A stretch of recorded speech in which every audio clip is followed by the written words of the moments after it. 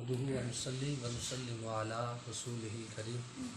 اما بعد فاعوذ باللہ من الشیطان الرجیم بسم اللہ الرحمن الرحیم حریص علیکم بالمؤمنین رؤوف الرحیم صدق اللہ العظیم۔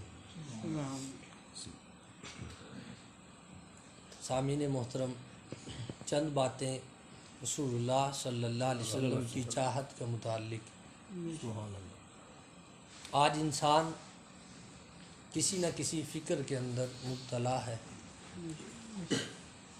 اگر کوئی بزنس مین ہے تو تاجر ہے تو وہ چاہتا ہے کہ دکان میری ہو جائے، اور بعض اوقات ایسا بھی ہوتا ہے چاہت کے اندر کھیلنے کے دن ہوتے ہیں، اور ایک شخص نوجوانی کے عالم میں کھیلنے کے دنوں میں 36 سال پردیس میں ایک کمبل کے ساتھ گزار دیتا ہے۔ یہ اس کی ایک فکر ہے کہ تاجر چاہتا ہے دکان میری ہو جائے، بزنس مین چاہتا ہے کہ کاروبار اگر تقسیم ہے تو صرف میرا ہو جائے، اگر دو جگہوں پہ شراکت داری ہے تو وہ ختم ہو جائے۔ اور بعض اوقات بوڑھا شخص ہوتا ہے تو اسے ڈاکٹر کہتے ہیں اب دن تھوڑے رہ گئے ہیں، عمر کم ہے، بیماری کے اندر بہت زیادہ مبتلا ہو چکے ہو، اب دوائی نہیں بلکہ دوا کی بھی ضرورت ہے۔ تو وہ ایک بوڑھا شخص، نحیف شخص کسی پیر کے پاس، کسی اللہ والے کے پاس جا کر یہ الفاظ کہتا ہے کہ بوڑھا تو ہو چکا ہوں مگر دعا کریں اللہ صحت دے، ابھی بچیوں کی شادی باقی ہے۔ یہ فکر کسی نہ کسی کو کوئی نہ کوئی لاحق ہے، کوئی نہ کوئی کسی نہ کسی فکر کے اندر، چاہت کے اندر مبتلا ہے، اور وہ چاہتا ہے ایسا ہو جائے۔ ہوگا تو ویسے جیسے خدا چاہے گا، مگر رب تعالیٰ نے قرآن مجید کے اندر فرمایا حریص علیکم بالمؤمنین، فرمایا تمہارا نبی وہ ہے جو ہر وقت چاہتا ہے کہ تمہاری بھلائی ہو جائے۔ سبحان اللہ۔ اب ہماری چاہت کیا ہے، اور رسول اللہ صلی اللہ علیہ وسلم کی چاہت جس کا ذکر قرآن نے کیا، اور رب تعالیٰ نے فرمایا کہ وہ چاہتے ہیں بھلائی کے اندر جلدی کریں۔ اور یہ بڑا مشکل مرحلہ تھا کہ مکے جیسا شہر ہو اور سخت عربی لوگ ہوں اور ہر طرف اندھیرا ہی اندھیرا ہو، اور آج کے دور میں بھی اگر کوئی خود کو ولی کہے تو کہنا بڑا مشکل ہے۔ خود کو اگر کوئی ولی کہے تو کہنا بڑا مشکل ہے، اور ولی کو یہ حکم بھی نہیں ہے کہ وہ اعلان کرے کہ میں ولی ہوں۔ ولی کو یہ حکم نہیں ہے کہ وہ اعلان کرے میں ولی ہوں، مگر اس اندھیرے کے اندر جہاں کفر ہے، بتوں کی پوجا کی جا رہی ہے، کہیں آگ کی پوجا ہو رہی ہے، طرح طرح کے ہاتھوں کے تراشے ہوئے بت ہیں، کوئی کسی کے سامنے سجدہ گناہ ہے، کوئی کسی کے سامنے ہاتھ باندھے کھڑا ہے، اس وقت یہ اعلان کرنا کہ میں نبی ہوں یہ کسی اور میں ہمت ہے ہی نہیں تھی۔ رب تعالیٰ نے اپنے محبوب کی بھلائی کا ذکر کیا، وہ بھلائی میں جلدی کرتے ہیں، رب تعالیٰ کے پیارے نبی صلی اللہ علیہ وسلم۔ اور جس طرح ولی کے لیے حکم نہیں ہے کہ وہ ظاہر کرے میں ولی ہوں، مگر نبی کے لیے حکم ہے وہ اعلان کرے میں نبی ہوں۔ سبحان اللہ۔ ولی کے لیے حکم نہیں ہے وہ اعلان کرے، نبی کے لیے حکم ہے کہ وہ اعلان کر کے بتائے لوگوں کو میں اللہ کا نبی بن کے آیا ہوں۔ اور پھر اس اندھیرے کے اندر جہاں ایک بھی اس خدا کی پوجا کرنے والا نہیں ہے، اللہ تعالیٰ کا ماننے والا کوئی بھی نہیں ہے، توحید کا اعلان کرنے والا کوئی بھی نہیں ہے، اس اندھیرے کے اندر یہ بات کہنا بڑا مشکل کام تھا کہ تیرا دادا غلط ہے تو صحیح ہو جا، اور اس اندھیرے کے اندر یہ کہنا اس سے بھی بڑا مشکل تھا کہ تیرا باپ صحیح راستے پر نہیں تھا تو سیدھے راستے پر چل۔ مگر یہ بیڑا ہمارے نبی صلی اللہ علیہ وسلم نے اٹھایا، حریص علیکم، فرما وہ تو دیر کرتے ہی نہیں ہے بھلائی کے اندر۔ انہوں نے نہیں دیکھا غفار کریں گے کیا،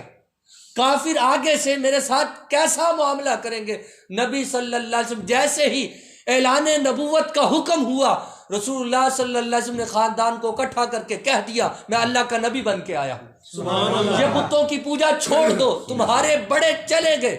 وہ جس حال میں بھی گزر گئے وہ اچھے نہیں تھے، میں تمہیں صراط مستقیم پر چلانا چاہتا ہوں۔ اور یہ اعلان اتنا مشکل ترین اعلان تھا کہ کوئی بھی سنتا تو اسے جلال آتا۔ ابو جہل جیسا شخص حضور صلی اللہ علیہ وسلم کو سوال کرتا ہے، اور حریص کہاں تک حریص ہے، کہاں تک چاہت کرنے والے ہیں، محبت کرنے والے ہیں، سنیے گا۔ ابو جہل وہ شخص ہے جس کے بارے میں قرآن میں آ چکا ہے ختم اللہ علی قلوبہم وعلی سمعہم وعلی ابصارہم۔ اے محبوب آپ ان پر زور نہ لگائیں، ان کے دلوں پر، ان کے کانوں پر، ان کی آنکھوں پر ہم نے پردے ڈال دیے، یہ ایمان نہیں لائیں گے، وما ہم بمؤمنین، مگر باوجود اس کے ابو جہل نے 2000 مرتبہ کتب کے اندر موجود ہے، ایک بار نہیں، ایک بار پوچھا جائے، دوسری بار پوچھا ہے، تیسری بار یہی جواب ہوتا ہے، اتنی بار تو بتا، تو مانے گا تو نہیں، تجھے کیوں بتاؤں، یہ میرا جواب ہو سکتا ہے، آپ کا جواب ہو سکتا ہے، مگر نبی صلی اللہ علیہ وسلم سے 2000 مرتبہ کتب کے اندر موجود ہے۔ صرف ابو جہل نے سوال کیا بتاؤ تمہارا دین کیا کہتا ہے، میرے نبی صلی اللہ علیہ وسلم نے دین بتانا شروع کر دیا۔ سبحان اللہ، یہ ہوتی ہے چاہت، یہ ہوتی ہے بھلائی۔ اور آج اگر محفل میں لوگ کم ہوں تو خطیب کے تیور بدل جاتے ہیں، جی کم لوگ بیٹھے ہیں مجھے بلا لیا ہے، مگر رسول اللہ صلی اللہ علیہ وسلم اس بیڑے کو لے کر جب چلے تو پھر کتب کے اندر موجود ہے، ایک شخص بھی آ کر اگر حضور سے دین کا پوچھتا تو حضور ساری رات اس کو دین کا بتاتے رہتے، ساری رات ایک ایک شخص کو بٹھا کر دین بتاتے رہتے۔ تو اس سے بڑا حریص کون ہو سکتا ہے، اس سے زیادہ بھلائی کرنے والا کون ہو سکتا ہے اس کائنات میں؟ نبی صلی اللہ علیہ وسلم نے یہ بیڑا اٹھایا اور رسول اللہ صلی اللہ علیہ وسلم نے بھلائی کر کے دکھائی کہ واقعی میں مومن ہوں، مومنوں کے ساتھ بھلائی کرنے والا ہوں، اور میں انسانوں کے ساتھ بھلائی کر کے دکھاؤں گا۔ اور اسی طرح رسول اللہ صلی اللہ علیہ وسلم، ابن حبان کی حدیث ہے، یہ میں نے آج جمعے کے اندر بھی بیان کی، ایک حدیث مبارکہ حضرت علی رضی اللہ عنہ راوی ہے، رسول اللہ صلی اللہ علیہ وسلم نے ارشاد فرمایا اگر تمہاری وجہ سے ایک شخص نے بھلائی کو اختیار کر لیا، سبحان اللہ، تمہاری وجہ سے ایک شخص نے بھلائی کو اختیار کر لیا، فرمایا وہ تمہاری دنیا و ما فیہا سے بہتر ہے، کہ دنیا کے اندر جتنی نعمتیں ہیں، جو کچھ بھی ہے، اس سے بہتر یہ ہے کہ کسی ایک شخص کو تو بھلائی کے راستے پر چلا دے۔ تو رسول اللہ صلی اللہ علیہ وسلم کی ذات نے کتنے لوگوں کو بھلائی کے راستے پر چلایا۔ اور اسی طرح حضرت امیر حمزہ رضی اللہ عنہ کا یہ واقعہ مشہور ہے، حضرت امیر حمزہ رضی اللہ عنہ ابھی اسلام نہ لائے تھے، ابو جہل حضور صلی اللہ علیہ وسلم کے پاس آئے تو وہ طرح طرح کے الزامات آپ کے اوپر لگاتا، تہمتیں لگاتا، اور ایک دن ایسا ہوا کہ حضور بیٹھے ہوئے تھے کہ اتنے میں ابو جہل نے غلط باتوں کا آغاز کر دیا۔ وہ کیا تھا؟ وہ کہنے لگا بتاؤ تجھے مال و دولت کتنی چاہیے، بتاؤ تجھے سرداری چاہیے۔ رسول اللہ صلی اللہ علیہ وسلم کو وہ طرح طرح کی باتیں کر کے ان کو کہنے لگا بتاؤ تمہیں چاہیے کیا، کہ تم کیوں کہہ رہے ہو کہ یہ جھوٹے خدا ہے، وہ وحدہ لا شریک ہے۔ پھر اس نے طرح طرح کی جب حضور صلی اللہ علیہ وسلم کے سامنے پیشکشیں رکھی تو رسول اللہ صلی اللہ علیہ وسلم نے اس بات پر کوئی جواب نہ دیا، حضور خاموش رہے۔ ابو جہل کو بڑا غصہ آیا کہ میں مکے کا سردار ہوں، میں سوال کر رہا ہوں، یہ جواب نہیں دے رہے۔ اس کے ہاتھ میں ڈنڈا تھا اور اس نے زور کے ساتھ حضور صلی اللہ علیہ وسلم کے سر نور پر مارا، سر سے خون کا چشمہ نکل پڑا۔ امیر حمزہ ان کی لونڈی نے دیکھ لیے غصے سے، اور اس کی آنکھوں میں بھی آنسو تھے، وہ گھر چلے گئے۔ حضور صلی اللہ علیہ وسلم اپنے گھر میں تشریف لے آئے۔ لونڈی نے جا کر حضرت امیر حمزہ سے کہا اے امیر حمزہ تو بڑا تیر انداز بنتا ہے،